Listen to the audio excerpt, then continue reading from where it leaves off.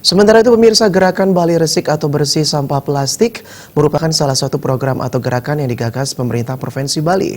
Gerakan tersebut bertujuan membangun kesadaran masyarakat tentang pentingnya menjaga kebersihan dan penanganan sampah plastik. Kabupaten Buleleng semakin gencar melaksanakan aksi pembersihan sampah, terutama sampah plastik. Tidak hanya di kawasan perkotaan dan destinasi pariwisata, kawasan suci pun tak lepas dari kegiatan yang rutin digelar setiap pekan ini. Tujuannya adalah membangun kesadaran masyarakat tentang kebersihan lingkungan dan mewujudkan Buleleng yang bersih dan tetap lestari.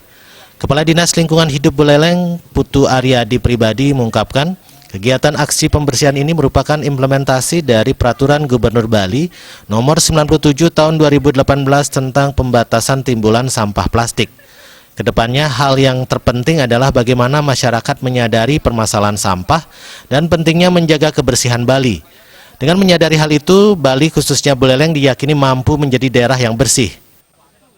Sama-sama untuk mengurangi plastik sekali pakai.